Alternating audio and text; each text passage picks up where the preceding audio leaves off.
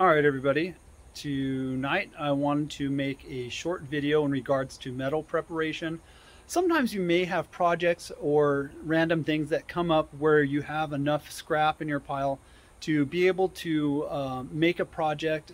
And for me, because I have an open air shop, sometimes the weather can get to my material, and sometimes even if you have an indoor shop and a safe place to store your material, it can still kind of get a little bit of surface rust on it. And so what I've been using for some time now is these black polycarbonate abrasive discs at Harbor Freight, and they carry the Warrior label on them. I've been using them for quite a while now, and they work really well. And so I just wanted to give you kind of a quick demo on how that works. And then also for larger pieces, that requires the sanding marks to be kind of uniform and straight. What I do is I use an automotive air sander for projects where the visual appearance has to be a little bit more critical. And so what I do is I have a piece of 1/4 inch by 6 inch cold rolled steel. And what I'll do is I'll go ahead and I'll do a little bit of work on that to see if I can, kind of slick it up a little bit in order to be able to make a presentable project. So let me get you guys turned around in the stand here, and without further ado, let's do.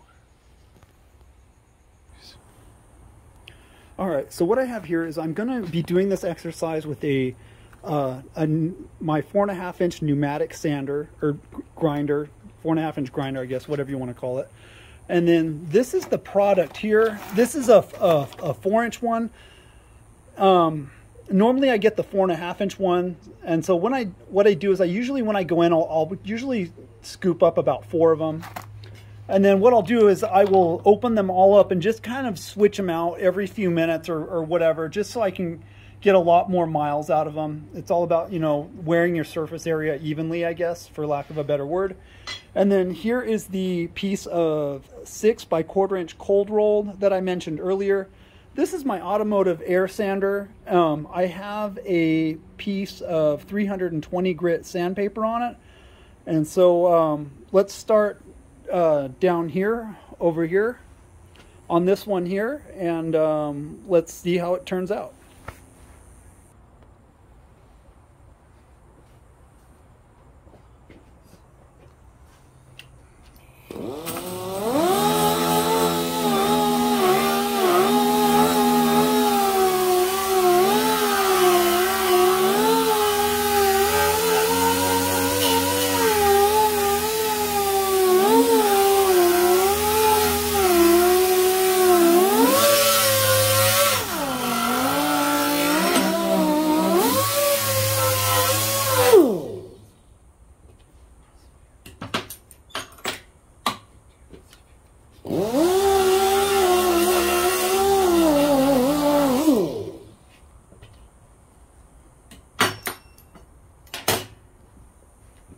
Alright, so as you can see, this is how it turned out, and then this is kind of a compare and contrast.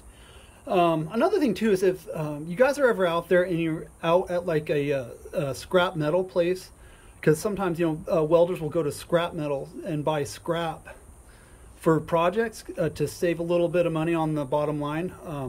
This is another excellent way of prepping out your metal to make it usable. So let's go ahead and check out the air file.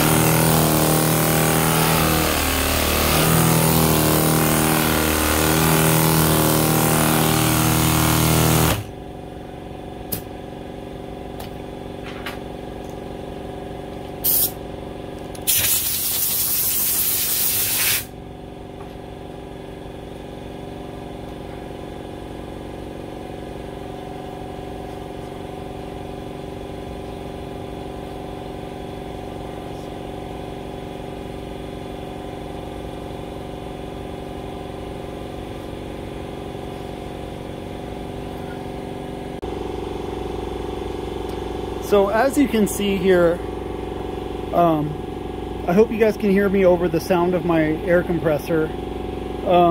With very little effort, got some really dramatic results. Anyways, so here's the other half. This is what it used to look like. So anyways, I hope you find this helpful. All right. Anyways, I hope you guys can use that and you guys can, you know, build something cool. And then just remember this, that practice is just controlled failure. So always do your best and, you know, take pride in your workmanship. I will see you on the next one. Please like, comment, and subscribe. Peace out. So as you can see here, I hope you guys can hear me over the sound of my air compressor. With very little effort, got some really dramatic results. Anyways, so here's the other half. This is what it used to look like. So anyways, I hope you find this helpful. All right. Anyways, I hope you guys can use that and you guys can, you know, build something cool. And then just remember this, that practice is just controlled failure. So always do your best and, you know, take pride in your workmanship. I will see you on the next one. Please like, comment, and subscribe. Peace out.